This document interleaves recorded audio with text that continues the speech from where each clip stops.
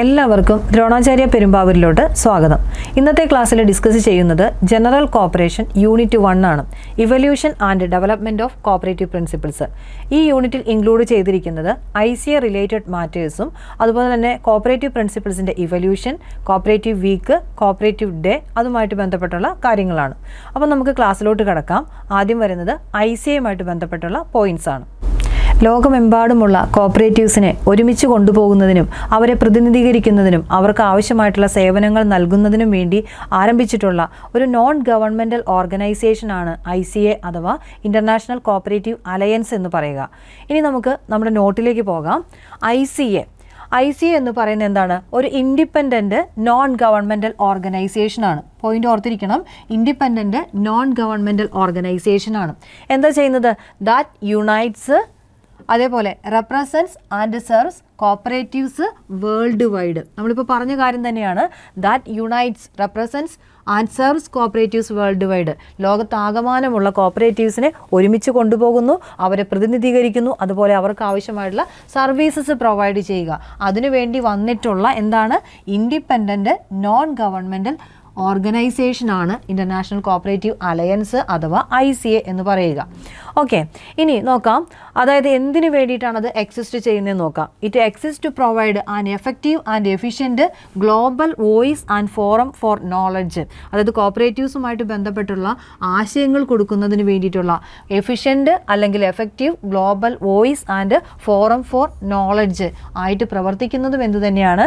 ICA ആണ്. Then it expertise and coordinates action for and about cooperatives. എന്ത് ചെയ്യുന്നു? It expertise and coordinates actions for and about cooperatives. കോപ്പറേറ്റീവ്സിന് വേണ്ടിയിട്ട് പ്രവർത്തിക്കുന്ന എന്താണ്? എക്സ്പെർട്ടൈസ് ആണ്. അതുപോലെ തന്നെ അവരുടെ പ്രവർത്തനങ്ങളെല്ലാം എന്ത് ചെയ്യുന്നു? ഏകോപിപ്പിച്ച് കൊണ്ടുപോകും. നമ്മൾ ആദ്യം പറഞ്ഞതാണ് കോർഡിനേറ്റ്സ് ദ ആക്ഷൻസ് അല്ലെങ്കിൽ ആക്ടിവിറ്റീസ് ഓഫ് കോപ്പറേറ്റീവ്സ് എന്ന് പറയുന്നതും എന്ത് തന്നെയാണ്? ICA ആണ്.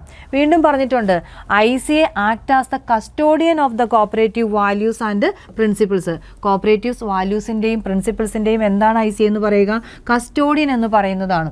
ഇനി ഓൾ അറൗണ്ട് ദ വേൾഡ്, ലോകത്താകമാനവും എന്താണ്? കോപ്പറേറ്റീവ് വാല്യൂസിൻ്റെയും കോപ്പറേറ്റീവ് പ്രിൻസിപ്പിൾസിൻ്റെയും കസ്റ്റോഡിയനായിട്ട് പ്രവർത്തിക്കുന്നതും ആരാണ്? ആക്ട് ചെയ്യുന്നത് ആരാണ്? ICA ആണ്. ICA മെമ്പേഴ്സ് ആരാണ്? ICAയിലെ മെമ്പേഴ്സ് എന്ന് നോക്കാം. ഇൻ്റർനാഷണൽ ആൻഡ് നാഷണൽ കോപ്പറേറ്റീവ്സ് ആണ്. അത് വേൾഡ് വൈഡാണ് നമ്മൾ ആദ്യമേ പറഞ്ഞു. അപ്പോൾ ICAയിലെ മെമ്പേഴ്സ് എന്ന് പറയുന്നത് അത് ആര് തന്നെയാണ്? ദേശീയ തലത്തിലും അന്തർദേശീയ തലത്തിലുമുള്ള കോപ്പറേറ്റീവ്സ് ആണ് ICAയിൽ ആരായിട്ട് വരിക? മെമ്പേഴ്സായിട്ട് വരിക. ഇത്രയും കാര്യങ്ങൾ നമുക്ക് ഈ പറഞ്ഞിരിക്കുന്ന അണ്ടർലൈൻ ചെയ്തിരിക്കുന്ന കാര്യങ്ങളെല്ലാം പ്രീവിയസ് ചോദിച്ചിട്ടുള്ള കാര്യങ്ങളാണ്, ഇമ്പോർട്ടൻ്റ് ആണ്, കറക്റ്റായിട്ട് നോക്കി പോവുക. ദെൻ ICA എന്നാണ് ഫോം ചെയ്യുന്നത്? ഇതേപോലെയുള്ള നോൺ ഗവൺമെൻറ്റൽ ഓർഗനൈസേഷനാണ്, എല്ലാ കോപ്പറേറ്റീവ്സിനും വേണ്ടിയിട്ടാണ് രൂപീകരിച്ചതെന്ന് പറഞ്ഞു. എന്നാണ് അത് രൂപീകരിച്ചതെന്ന് നോക്കുക, ഇമ്പോർട്ടൻ്റ് ആണ്. 19 ഓഗസ്റ്റ് 1895 ICA ഫോം ചെയ്തത്. കറക്റ്റായിട്ട് ഓർക്കണം, 19 ഓഗസ്റ്റ് 1895 ICA ഫോം ചെയ്തത്. ഇനി അടുത്തത് ഹെഡ് ക്വാർട്ടേഴ്സ് എവിടെയാണെന്ന് നോക്കുക. ബ്രസൽസ്, ബെൽജിയമാണ് ICAയുടെ ഹെഡ് ക്വാർട്ടേഴ്സ് എന്ന് പറയുക. പ്രീവിയസ് ചോദിച്ചിട്ടുള്ളതാണ്. ICA ഫോം ചെയ്തത് 19 ഓഗസ്റ്റ് 1895. അതിൻ്റെ ഹെഡ് ക്വാർട്ടേഴ്സ് വരുന്നത് ബ്രസൽസ്, ബെൽജിയമാണ്. 1895 ഓഗസ്റ്റ് 19 ഇൻ്റർനാഷണൽ കോപ്പറേറ്റീവ് അലയൻസ് അല്ലെങ്കിൽ ICA ഫോം ചെയ്തു എന്ന് നമ്മൾ പറഞ്ഞു. അപ്പോൾ ലോകമാകമാനമുള്ള കോപ്പറേറ്റീവ്സിന് ഒരു ഇൻ്റർനാഷണൽ ബോഡി വേണമെന്ന് ചിന്തിച്ചത് അല്ലെങ്കിൽ തീരുമാനിച്ചത് ഏത് മീറ്റിങ്ങിലാണെന്ന് നോക്കാം. The first meeting to think about an international body for cooperative. International body for cooperative was held at London in 1892. 1892 ലണ്ടനിൽ നടന്ന മീറ്റിങ്ങിൽ വെച്ചിട്ടാണ് കോപ്പറേറ്റീവ്സിന് ഒരു ഇൻ്റർനാഷണൽ ബോഡി വേണമെന്ന് തീരുമാനിച്ചത്. ആ തീരുമാനം പ്രകാരമാണ് എന്ത് ചെയ്തത്? 1895 എന്ത് ചെയ്തത്? ഇൻ്റർനാഷണൽ കോപ്പറേറ്റീവ് അലയൻസ് അഥവാ ICA ഫോം ചെയ്തത്. ആ സമയത്ത് അതിൻ്റെ ഹെഡ് ക്വാർട്ടേഴ്സ് എവിടെയായിരുന്നു എന്ന് ചോദിച്ചാൽ ഹെഡ് ക്വാർട്ടേഴ്സ് വാസ് അറ്റ് ലണ്ടനിലായിരുന്നു അത് ഫോം ചെയ്യുമ്പോൾ അതിൻ്റെ ഹെഡ് ക്വാർട്ടേഴ്സ്. പിന്നീട് 1982 ഹെഡ് ക്വാർട്ടേഴ്സ് എന്ത് ചെയ്തു? Shifted to Geneva. അതായത് തൊട്ട് മുന്നേ ലണ്ടനിലായിരുന്നു, അവിടെ നിന്ന് എന്ത് ചെയ്തു? ജനീവയിലോട്ട് 1982 ഹെഡ് ക്വാർട്ടേഴ്സ് ഷിഫ്റ്റ് ചെയ്തു. ദെൻ അടുത്ത് നോക്കിക്കേ 2013. എന്താണ് 2013 സംഭവിച്ചിരിക്കുന്നത്? ഹെഡ് ക്വാർട്ടേഴ്സ് എങ്ങോട്ട് ഷിഫ്റ്റ് ചെയ്തു? വീണ്ടും ബ്രസൽസ്, ബെൽജിയം. ഇതാണ് നമ്മളിപ്പോൾ ഹെഡ് ക്വാർട്ടേഴ്സ് പഠിക്കേണ്ടത്. അതായത് ICAയുടെ ഹെഡ് ക്വാർട്ടേഴ്സ് എവിടെയാണ് എന്ന് ചോദിച്ചാൽ ബ്രസൽസ്, ബെൽജിയം. 2013 അവിടേക്ക് മാറ്റിയത്. ICA ഫോം ചെയ്യുന്ന സമയത്ത് ഹെഡ് ക്വാർട്ടേഴ്സ് എവിടെയായിരുന്നു ചോദിച്ചാൽ ഓർക്കണം, ലണ്ടനിലാണ്. 1982 എന്ത് ചെയ്തു? അത് ജനീവയിലോട്ട് മാറ്റി. 2013 ബ്രസൽസ്, ബെൽജിയത്തിലോട്ട് ഷിഫ്റ്റ് ചെയ്യുകയാണ് ഉണ്ടായത്. ഇനി ICAയുമായി ബന്ധപ്പെട്ട കുറച്ച് പോയിന്റ്സും കൂടി നോക്കാം. First one, general assembly is the highest authority of ICA which meats every year. Important point ആണ്. ICAയുടെ എന്താണ് ഹയസ്റ്റ് അതോറിറ്റി എന്താണെന്ന് ചോദിച്ചാൽ ഓർത്തിരിക്കണം, ജനറൽ അസംബ്ലിയാണ്. ഇനി അവർ എപ്പോഴൊക്കെയാണ് അവരുടെ മീറ്റിംഗ് വിളിച്ചു കൂട്ടുന്നത് എപ്പോഴാണെന്ന് ചോദിച്ചാൽ ഓർത്തിരിക്കണം, മീറ്റ്സ് എവരി ഇയർ. അപ്പോൾ ICAയുടെ ഹയസ്റ്റ് അതോറിറ്റി ഏതാണ്? General assembly which meets every year. അടുത്ത point, there is a regional assembly which meets once in every 2 years. General assembly കൂടാതെ ICAയ്ക്ക് എന്തും കൂടിയുണ്ട്? ഒരു റീജിയണൽ അസംബ്ലി ഉണ്ട്. അവരെന്ത് ചെയ്യുന്നു? മീറ്റ് ചെയ്യുന്നത് എപ്പോഴാണ്? Once in every 2 years. 2 വർഷത്തിൽ ഒരിക്കൽ. വൺസ് ഇൻ എവരി 2 years ആണ് റീജിയണൽ അസംബ്ലി മീറ്റ് ചെയ്യുക. ദെൻ അടുത്ത point, general assembly of ICA approves ICA strategic plan and financial framework. ICAയുടെ ഹയസ്റ്റ് അതോറിറ്റിയാണ് ജനറൽ അസംബ്ലി നമ്മൾ പഠിച്ചു. ആ ജനറൽ അസംബ്ലിയാണ് എന്ത് ചെയ്യുന്നത്? ICAയുടെ സ്ട്രാറ്റജിക് പ്ലാനുകളും അതുപോലെ അതിൻ്റെ ഫിനാൻഷ്യൽ ഫ്രെയിംവർക്കുകളും എല്ലാം എന്ത് ചെയ്യുക? അപ്രൂവ് ചെയ്യുന്നത്. അപ്പോൾ ICAയുമായിട്ട് ബന്ധപ്പെട്ടുള്ള സ്ട്രാറ്റജിക് പ്ലാനുകളോ അല്ലെങ്കിൽ അതിൻ്റെ ഫിനാൻഷ്യൽ ഫ്രെയിംവർക്കുകൾ അപ്രൂവ് ചെയ്യുന്നത് ആരാണെന്ന് ചോദിച്ചാൽ ആൻസർ എന്താ വരിക? ജനറൽ അസംബ്ലിയാണ്. അടുത്തത്, secretary post of ICA was abolished in 1963. അതായത് ICAയ്ക്ക് ഉണ്ടായിരുന്നു? ഒരു സെക്രട്ടറി പോസ്റ്റ് ഉണ്ടായിരുന്നു. അതെന്ത് ചെയ്തു? 1963 വരെ ഉണ്ടായിരുന്നുള്ളൂ. 63 ആ ഒരു പോസ്റ്റ് എന്ത് ചെയ്തു? അബോളിഷ് ചെയ്തു. 1963 വരെ ആയിരുന്നു സെക്രട്ടറി പോസ്റ്റ് ഉണ്ടായിരുന്നത്. അതെന്നാണ് അബോളിഷ് ചെയ്തതെന്ന് വെച്ചാൽ 1963 ഓർക്കാം. ഇനി ICAയിലെ CEO അല്ലെങ്കിൽ ചീഫ് എക്സിക്യൂട്ടീവ് ഓഫീസർ എന്ന് പറയുന്ന ആ ഒരു പോസ്റ്റ് ഇപ്പോൾ അറിയപ്പെടുന്നത് എങ്ങനെയാണ്? Director general. ICAയിലെ ചീഫ് എക്സിക്യൂട്ടീവ് ഓഫീസർ എന്ന് പറയുന്ന പൊസിഷൻ ഇപ്പോൾ അറിയപ്പെടുന്ന എന്താണ്? ഡയറക്ടർ ജനറൽ എന്ന് ഓർത്തിരിക്കുക. അതുപോലെ നോക്കാം, ICAയുമായിട്ട് റിലേറ്റഡ് ആയിട്ടുള്ള ഒരു പോയിൻ്റാണ്, ഒരു ടേമാണ് സെമാസ് അല്ലെങ്കിൽ CEMAS. അതിൻ്റെ ഫുൾ നെയിമൊക്കെ പ്രീവിയസ് നമുക്ക് ചോദിച്ചിട്ടുള്ളതാണ്. സെമാസ് റിലേറ്റഡ് വിത്ത് ICA എന്ന് ഓർക്കുക.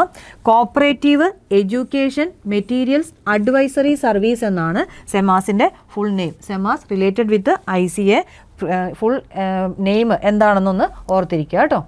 ഇനി നമുക്ക് ICAയുമായി ബന്ധപ്പെട്ട് വരുന്ന കുറച്ച് ഇമ്പോർട്ടൻറ്റ് ക്വസ്റ്റ്യൻസ് കൂടി നോക്കാം.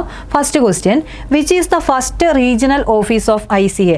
Option A, regional office for Asia and Pacific. Option B, regional office four Africa.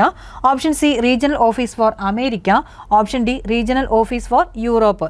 ചോദിച്ചിരിക്കുന്നത് എന്താണ്? First regional office of ICA ആണ് ചോദിച്ചിരിക്കുന്നത്. ICAയ്ക്ക് 4 റീജിയണൽ ഓഫീസസ് ആണുള്ളത്. അതിൽ ആദ്യം വന്നത് ഏതാണ്? Regional office for Asia and Pacific ആണ്. ഓപ്ഷൻ എ ആണ് ഫസ്റ്റ് ക്വസ്റ്റ്യൻ്റെ ആൻസർ ആയിട്ട് വരുന്നത്. അടുത്ത ക്വസ്റ്റ്യൻ നോക്കാം. Ethical values of cooperatives do not include. Option A, openness. Option B, social responsibility. Option C, caring for others. Option D, solidarity. Ethical values of cooperatives do not include ചെയ്യാത്തത് ഏതാണെന്നാണ് ചോദിച്ചിരിക്കുന്നത്. എത്തിക്കൽ വാല്യൂസും ഉണ്ട്, അതേപോലെ present follow ചെയ്യുന്ന വാല്യൂസും ഉണ്ട്. അപ്പോൾ നമുക്കറിയാം openness, social responsibility, അതുപോലെ കെയറിംഗ് ഫോർ അതേഴ്സ് എന്നൊക്കെ പറയുന്നത് എന്താണ്? എത്തിക്കൽ വാല്യൂസിൽ വരുന്നതാണ്. സോളിഡാരിറ്റി ആണ് അതിൽ ഇൻക്ലൂഡ് ചെയ്യാത്തത്. ഓപ്ഷൻ ഡി ആണ് സെക്കൻഡ് ക്വസ്റ്റ്യൻ്റെ ആൻസർ ആയിട്ട് വരുന്നത്. ഈ തേർഡ് ക്വസ്റ്റ്യൻ നോക്കാം. When did ICA appoint the Karve commission on cooperative principles? Option A 1844, option B 1934, option C 1937, option D 1964. Karve കമ്മീഷനെ ICA അപ്പോയിന്റ് ചെയ്ത വർഷമാണ് ചോദിച്ചിരിക്കുന്നത്. 1964 കാർവേസ് കമ്മീഷനെ അപ്പോയിന്റ് ചെയ്തത്. തേർഡ് ക്വസ്റ്റിൻ്റെ ആൻസർ വരുന്നത് ഓപ്ഷൻ ഡി ആണ്. ഫോർത്ത് ക്വസ്റ്റ്യൻ നോക്കാം. A fundamental truth or proposition that serves as the foundation for a system of belief or behaviour or for a chain of reasoning. Option A regulations, option B ethics, option C principles, option D morality. ചോദിച്ചിരിക്കുന്നത് എന്താണ്? Fundamental truth or proposition that serves as the foundation for a system of belief or behaviour. Answer വരുന്നത് ഏതാണ്? Principles ആണ്. Option C ആണ് answer ആയിട്ട് വരുന്നത്. അടുത്തത് 5ാമത്തെ ക്വസ്റ്റ്യൻ നോക്കിക്കേ. Select one which is not related to Rochdale principles. Option A democratic control, option B open membership, option C cooperation among cooperatives, option D equitable distribution of surplus. Democratic control Rochdale principle ആണ്. Open membership എന്താണ് Rochdale principles ആണ്. Then എന്താണ് cooperation among cooperatives കാർവേയുടെ principles ആണ്, കാർവേസിൻ്റെ principles ആണ്. അതുപോലെ equitable distribution of surplus എന്തായിരുന്നു റോക്ക്ഡെയിൽ പ്രിൻസിപ്പിൾസ് ആണ്. അപ്പോൾ നമ്മളോട് ചോദിച്ചിരിക്കുന്ന not related to Rochdale principles ആണ്. ആൻസർ വരുന്നത് ഏതാണ്? ഓപ്ഷൻ സി ആണ് 5ാമത്തെ ക്വസ്റ്റ്യൻ്റെ ആൻസർ ആയിട്ട് വരിക. 6ാമത്തെ question dash is considered as the code of conduct of cooperatives. Option A cooperative principles, option B cooperative values, option C values, option D act and its amendments. ചോദിച്ചിരിക്കുന്നത് എന്താണ്? Code of conduct of cooperatives എന്നാണ് ചോദിച്ചിരിക്കുന്നത്. അതായത് എന്ത് അനുസരിച്ച് അല്ലെങ്കിൽ ഏത് code of conduct അനുസരിച്ചിട്ടാണ് കോപ്പറേറ്റീവ്സ് പ്രവർത്തിക്കുക? കോപ്പറേറ്റീവ് പ്രിൻസിപ്പിൾസ് അനുസരിച്ചിട്ടാണ്. ഓപ്ഷൻ എ ആണ് 6ാമത്തെ ക്വസ്റ്റ്യൻ്റെ ആൻസർ ആയിട്ട് വരുന്നത്. ഇനി 7ാമത്തെ ക്വസ്റ്റ്യൻ നോക്കാം. Which cooperative Congress gave shape to the ICA? Option A Paris Congress, option B London Congress, option C Manchester Congress, option D Rochdale Congress. അതായത് ഏത് കോപ്പറേറ്റീവ് കോൺഗ്രസ് ആണ് ICA ഫോം ചെയ്യുന്നതിന് കാരണമായത്? അതാണ് ക്വസ്റ്റ്യൻ. നമുക്കറിയാം 1892 നടന്ന ലണ്ടൻ കോൺഗ്രസ്സിൽ വെച്ചിട്ടാണ് ICA എന്ന് പറയുന്ന ഒരു ഓർഗനൈസേഷൻ, നോൺ ഗവൺമെൻറ്റൽ ഓർഗനൈസേഷൻ വേണമെന്നുള്ള തീരുമാനത്തിൽ എത്തുന്നത്. ഇനി 8ാമത്തെ ക്വസ്റ്റ്യൻ നോക്കാം. Cooperative governance emanates from the guiding principles established by. Option A AIRCS, option B unique cooper, option C ICA, option D ICM. ചോദിച്ചിരിക്കുന്നത് എന്താണ്? കോപ്പറേറ്റീവ് ഗവേണൻസ് എന്ന് പറയുന്നത് എന്താണ്? ഏതിൻ്റെ ഗൈഡിംഗ് പ്രിൻസിപ്പിൾസിൽ നിന്നാണ് ഒറിജിനേറ്റ് ചെയ്തിരിക്കുന്നതെന്നാണ് ചോദിച്ചിരിക്കുന്നത്. നമുക്കറിയാം ആൻസർ ഏതാ വരുന്നത്? ICA ആണ്. ഓപ്ഷൻ സി ആണ് ആൻസർ ആയിട്ട് വരുന്നത്. ഇനി 9ാമത്തെ question dash is the highest authority of ICA. Option A general council, option B general assembly, option C regional assemblies, option D sectoral organisation. അതായത് ICAയുടെ ഹയസ്റ്റ് അതോറിറ്റി ഏതാണ് വരുന്നത്? ജനറൽ അസംബ്ലിയാണ് ICAയുടെ ഹയസ്റ്റ് അതോറിറ്റി എന്ന് പറയുക. 9ന്റെ ആൻസർ വരുന്നത് ഓപ്ഷൻ ബി ആണ്. ഈ ലാസ്റ്റ് ക്വസ്റ്റ്യൻ 10ാമത്തെ ക്വസ്റ്റ്യൻ നോക്കാം. The headquarters of international cooperative agriculture organisation is at. Option A USA, option B Delhi, option C Geneva, option D Brussels. അതായത് എന്താണ്? ICAയുടെ സെക്ടറൽ ഓർഗനൈസേഷനിൽ ഒരെണ്ണമാണ് ഇന്റർനാഷണൽ കോപ്പറേറ്റീവ് അഗ്രികൾച്ചർ ഓർഗനൈസേഷൻ എന്ന് പറയുന്നത്, ICAO. അതിൻ്റെ എന്താണ് ഹെഡ് ക്വാർട്ടേഴ്സ് എവിടെയാണ് വരുന്നത്? ബ്രസൽസിലാണ്. ഓപ്ഷൻ ഡി ആണ് 10ാമത്തെ ക്വസ്റ്റ്യൻ്റെ ആൻസർ ആയിട്ട് വരിക. ഇതോടുകൂടി ക്വസ്റ്റ്യൻ പേപ്പർ ഡിസ്കഷൻ കംപ്ലീറ്റ് ചെയ്തിട്ടുണ്ട്. Thank you.